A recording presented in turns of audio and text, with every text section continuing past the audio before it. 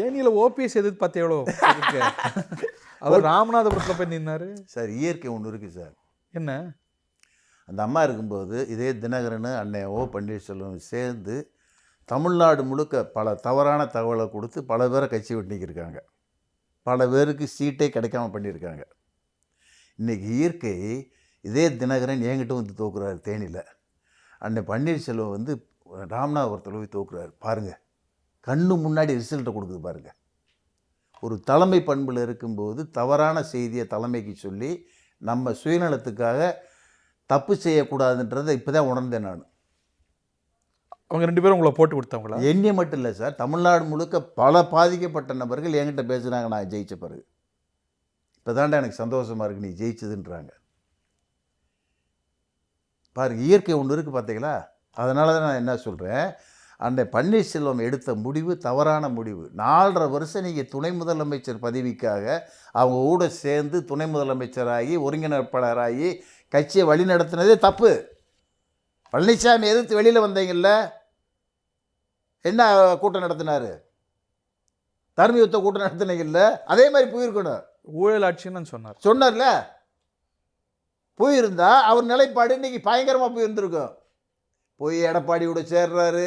அப்புறம் சசிகலா குடும்பம் தினகரனை வந்து வெரைட்டி வெயிட்டி அடிப்போம்னு சொல்லிட்டு தினகரனை போய் சந்தித்து சசிகலாவை போய் சந்திக்கிறாரு. அப்புறம் எப்படி சார் மக்கள் உங்களை ஏற்றுக்குருவாங்க? தப்பு தப்பாக பண்ணுறாரு. அங்கேருந்து விலகி வந்ததில் உங்களுக்கு இன்னைக்கு நிம்மதி தானோ? ஒரே குழப்பமாகி உங்களுக்கு சவாலான காலம் இல்லை ஒரு 16லேருந்து சவால் சார். ரொம்ப ரொம்ப சவாலான 2016லேருந்து உங்களுக்கு பெரிய சவால். நான் வந்து சூழ்ச்சியில் போய் சிக்கிக்கிட்டேன்.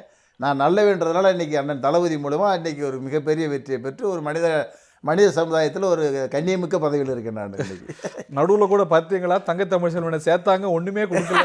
அது ஒரு 21 ஆமாம் நாடாளுமன்றத்துக்கு அனுப்பிச்சிட்டாரு. என்ன சொன்னார் பார்த்துப்போம்? ரொம்ப சந்தோஷப்பட்டார். மிகப்பெரிய வெற்றி.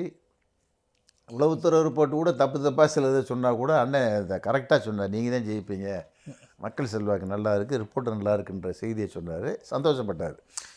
இன்னொரு தரப்புக்கும் செல்வாக்கு கூட்டிகிட்டே இருக்கு பார்த்தீங்களா? பிஜேபிக்கு வளர்ந்துட்டாங்க, கால் உணவே முடியாதுன்னாங்க, ஊனிட்டாங்க பார்த்தீங்களா? என்ன ஊனிட்டாங்க? 11% சார். எங்கள் ரெட்டை இலக்கம் சார் தமிழ்நாட்டில். ஆமாம். எத்தனை கட்சி கூட்டணி? நீங்கள் எத்தனை கட்சி கூட்டணி? எத்தனை கட்சி கூட்டணி நீங்கள் சொல்லுங்கள். நிறைய சார். பிறகு நீங்களும் நிறைய தானே. யார் கூட்டணி வைக்கல சார்? நிறைய. அவங்க தலைமையில் கூட்டணி சார். நிறையா. ஏதோ கால் ஊனாத கட்சி நீங்கள் அவங்க தலைமையில் கூட்டணி வச்சு இத்தனை கூட்டணி வச்சு இத்தனை பெர்சன்டேஜ் வாங்கியிருக்கீங்க. பரவாயில்ல. ஒரு சீட் ஜெயிச்சிங்களா தமிழ்நாட்டில்? 14ல் திமுக ஜெயிச்சுச்சா? 14ல் விடுங்க சார். எவ்வளோ பெரிய கட்சி. இன்னைக்கு நீங்கள் அண்ணாமலை விசூரை எடுத்து பார்த்தார இவ்வளவு கூட்டணி அமைச்சிங்களே, ஒரு சீட்டு ஜெயிக்க முடிஞ்சா? அவங்க எங்கேருந்து சார் தொடங்கினாங்க? 2.5%லேருந்து தொடங்கினாங்க. திமுக என்பது எவ்வளோ பாரம்பரியமான கட்சி. 2014ல் தோக்கலையா? ஒன்று கூட வாங்காமல் இல்லையா? அதுலேருந்து மீளலையா? அவங்க 2.5லேருந்து 11.5 வாங்கியிருக்கிறாங்கன்னா அப்படி தானே வளர முடியும். முதல்ல தவழுவோம், அப்புறம் நிற்போம், நடப்போம், ஓடுவோம், பறப்போம். அது 2.5லேருந்து 11 வாங்கினது பெருமையாக நினச்சா அண்ணாமலை, இது பிஜேபி, இது வளர்ச்சின்றது புரிஞ்சுக்கிட்டா நான் இதை எப்படி நான் பெருமையாக பேசுகிறது எனக்கு புரியலை. இது எல்லாருடைய பங்களிப்போட தான் நீங்கள் இந்த அளவுக்கு வந்திருக்கீங்க. இண்டிவிஜுவலாக உங்களுடைய பங்கு 1.5% தான் உங்கள் பங்கு. மொத்த ஓட்டில் கணக்கு பார்க்கும்போது எவ்வளவு 1.5 தான் உங்கள் பெர்சன்டேஜ் இருக்கும். எனக்கு தெரிஞ்சு அதான் தான் இருக்கும். அண்ணாமலை ஒரு சக்தியா பரிமளிச்சிருக்கு. இருந்தால் நீங்கள் ஜெயிச்சிருக்கணும்ல சார். நீங்கள் அண்ணாமலை கோயம்புத்தூரில் ஜெயிச்சிருக்கணும்ல. 2 பேரும் சேர்ந்து தானே இருமுனை தாக்குதல் நடத்தினீங்க. என்ன இருமுனை தாக்குதல்? யார் நிக்கட்டும் சார்? நிக்கட்டும், ஜெயிச்சிருக்கணும்ல நீங்கள். அங்கே திமுக ஜெயிக்குதுன்னு சொன்னால் தமிழ்நாடு முதல்வர் அண்ணன் தளபதியினுடைய செஞ்ச சாதனை தான் அங்கே ஜெயிக்குது. தனிப்பட்ட நபர் அவர் ஜெயிக்கல. கணபதி ராஜ்குமார் ஜெயிக்கல, அவருடைய செல்வாக்கில் ஜெயிக்கல. இப்போ நான் தேனியில் ஜெயிக்கிறேன்டா என்னுடைய செல்வாக்கில் ஜெயிக்கல. தர்மபுரியில் மணி ஜெயிக்கிறான்னு சொன்னால் அவருடைய செல்வாக்கில் ஜெயிக்கல. 3மே டஃப்பான இடம். அந்த 3 இடத்துலையும் பல லட்சம் ஓட்டு வித்தியாசத்தில் ஜெயிக்கிறோம்னு சொன்னால் தமிழ்நாடு முதல்வர் அண்ணன் தளபதியினுடைய திட்டங்கள் செயல்பாடு நல்லா இருக்குன்றதுனால தான் ஓட்டு போடுற மக்கள். மார்ஜின் பெருசு தான் அதில் மாதிரி. இப்போது நாளைக்கு இந்த தேர்தல், நாளைக்கு வர்ற தேர்தலில் எல்லாரும் ஒன்று சேர்ந்துட்டாங்கன்னு வச்சுக்கோங்க. ஒரு மெகா கூட்டணி உங்களுக்கு எதிராக அமைச்சிட்டாங்கன்னு வச்சுக்கோங்க. பிஜேபி, அதிமுக, பாமக எல்லாரும் சேர்ந்துட்டாங்க. தினகரன், சசிகலா எல்லாம் சேர்ந்துட்டாங்கன்னா உங்களுக்கு சவால் தானே? ஹரி சார், இப்போ சொன்ன கூட்டணிலாம் சேர்ந்தா எங்களுக்கு மிகப்பெரிய மகிழ்ச்சி சார். அது என்ன மிகப்பெரிய மகிழ்ச்சி. 200 ப்ளஸ்ன்றது 220 கூட போகும் எங்களுக்கு. 240 சொல்லி 20க்கு மேலேயும் கூட போகும் இந்த மாதிரி கூட்டணி அமைச்சா. எப்படி சார் மக்கள் பிஜேபி ஏடிஎம்கே அணைஞ்சா எப்படி சார் இதை மக்கள் விரும்பி ரசிப்பேன்? நீங்கள் பேசாத பேச்சா ரசிச்சாங்களா? பிரிஞ்சாலும் பிரச்சனை.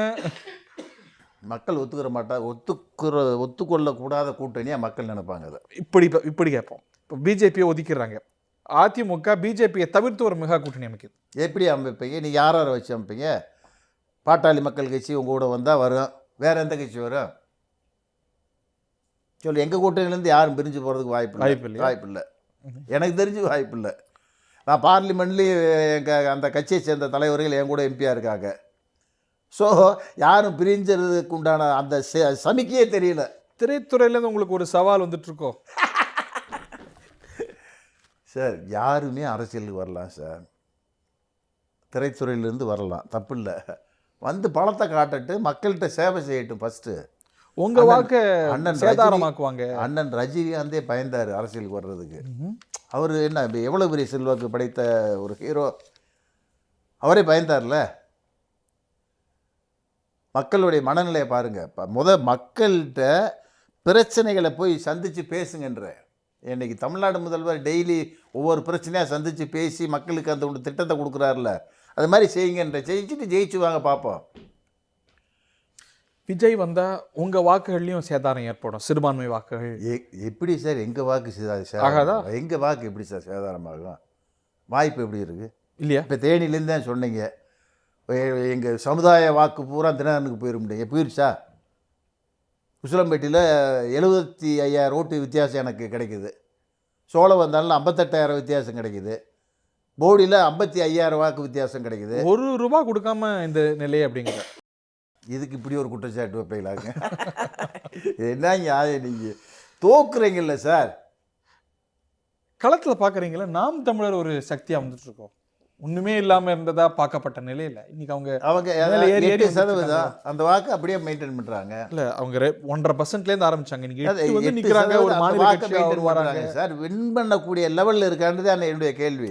அப்படி தானே ஆரம்பிப்பாங்க. அப்படி வரட்டும் சார், வரட்டும். மக்கள் பேஸ் பண்ணி வரட்டும். நாங்கள் இன்னைக்கு ஜெயிக்கிற இடத்துல நிற்கிறேன். நாங்கள் இப்போ 3 வருஷம் ஆட்சியில் தளபதி ஸ்டாலின் செஞ்ச திட்டங்களில் கூட்டணியில் ஜெயிக்கிற இடத்துக்கு முன்னணியில் நிற்கிறேன். நாங்கள் இப்போ 2026 100% ஜெயிப்போம். கான்ஃபிடண்ட்டாக இருக்கிறீங்க? 100% ஜெயிப்போம். இந்த தருணத்தில் தமிழ்நாட்டு மக்களுக்கு நீங்கள் சொல்லக்கூடிய செய்தி என்ன? தமிழ்நாட்டு மக்கள் எந்த அரசு நல்ல அரசுன்றதை முதல் திங்க் பண்ணணும். யார் மக்களுக்கான திட்டங்களை கொடுக்குறான்றதை பார்க்கணும். ஒன்றிய அரசு செய்யக்கூடிய தவறுகளை முழுக்க ஆராயணும். இப்போ நாங்கள் சொன்ன தமிழ்நாடு முதல்வர் அண்ணன் தளபதி, நாங்கள் இந்தியா கூட்டணி ஆட்சிக்கு வந்தால் டீசல் விலையை குறைப்போம், சிலிண்டர் விலையை குறைப்போம், பெட்ரோல் விலையை குறைப்போம், தங்கம் பவுன் விலையை குறைப்போம்னு சொன்னோம். இன்றைக்கெல்லாம் அது நடக்கலை. மத்தியில் பிஜேபி ஒன்றிய அரசு மைனாரிட்டி அரசு நடக்குது. இந்த தவறு மீண்டும் நடக்காத வண்ணம் இந்தியா கூட்டணி திமுக கூட்டணி அடுத்த தேர்தலில் ஜெயிக்கும். அதற்கு மக்கள் ஆதரவு வேணும்ன்றதை தந்தி டிவி மூலமா கேட்டு விடைபெறுகிறேன். நன்றி, வணக்கம். செய்திகளை உடனுக்குடன் தெரிந்து கொள்ள உடனே சப்ஸ்கிரைப் பண்ணுங்க.